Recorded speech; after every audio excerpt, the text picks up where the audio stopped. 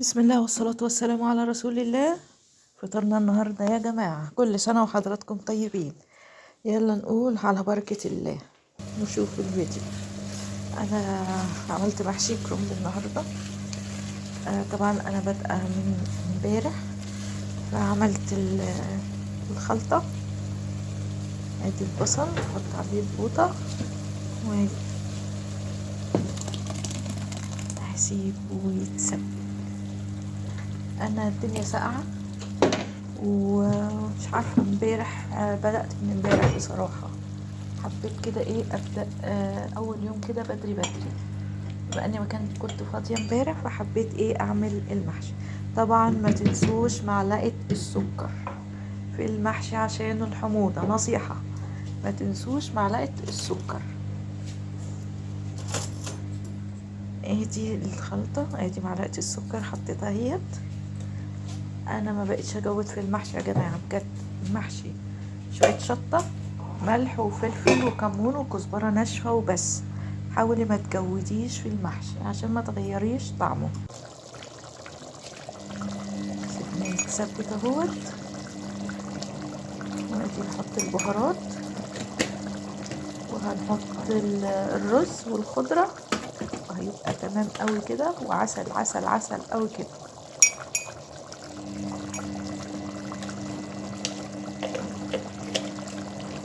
كل سنة وحضراتكم طيبين، ورمضان كريم علينا وعليكم ان شاء الله. بإذن الله هكون معاكم كل يوم في رمضان بروتيني اليومي. انا حطيت الخضرة، حطيت البهارات، ملح وفلفل وكمون وكزبرة ناشفة وشوية شطة. ولو مش عايزة شطة براحتك، انا حاطة معلقة واحدة شطة.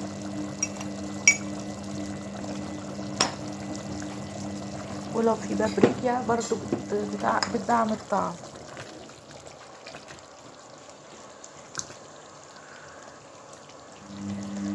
هنبتدي نحط الرز والخضرة، وكده كده يبقى الخلطة تمام التمام التمام التمام.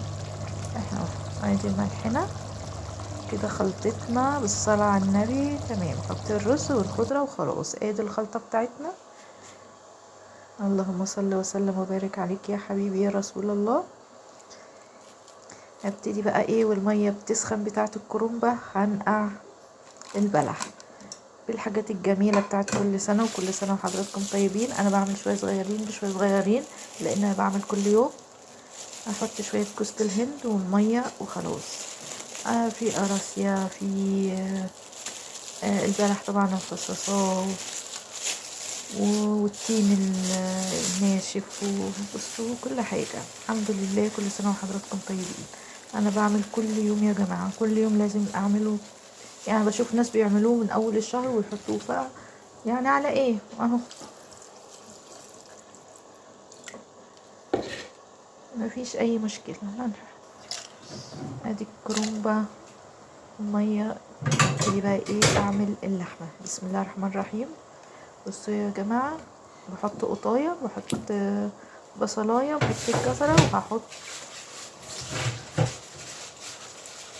وهحط اللحمة. اللحمة اللي كنت حطاها في مية، وهي يعني سايبة يعني، بس مش قوي، بس انا غسلاها. وعملت بقى شوية لسان العصفور كده جميل زي حضراتكم. انا يعني طالما في لحمة انا بحب اعمل لسان العصفور، بحمره، احط شوربة واحط له بهارات ولا اي حاجة. بس كده بس كده. هنبتدي نحط الشوربة بقى، شوية الملح والفلفل، الفلفل الاسود، ومعلقة صغيرة كده من السبع بهارات، وتمام قوي كده، عسل قوي كده.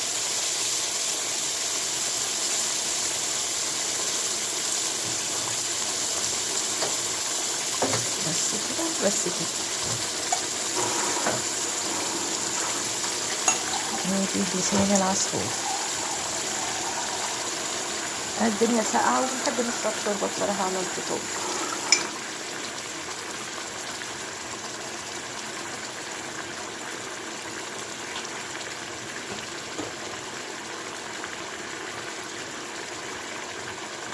هنحط شوية الملح الازاز بتاعنا، ما تكتريش عشان انا حاطه في الشوربه ملح.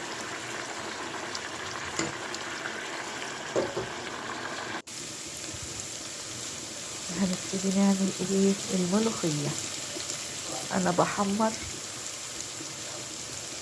بحمر التومه، وبعدين هضيف عليها الملوخيه وشويه الكزبره وخلاص.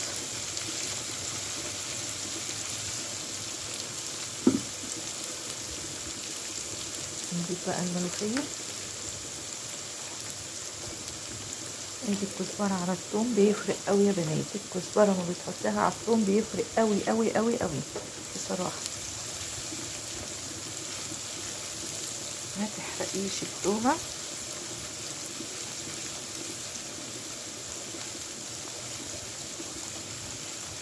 خلاص كده.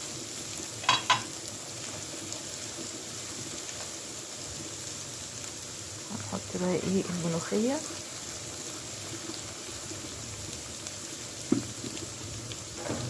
هنحط الملوخيه عليها كده. تمام التمام التمام التمام. ادي الملوخيه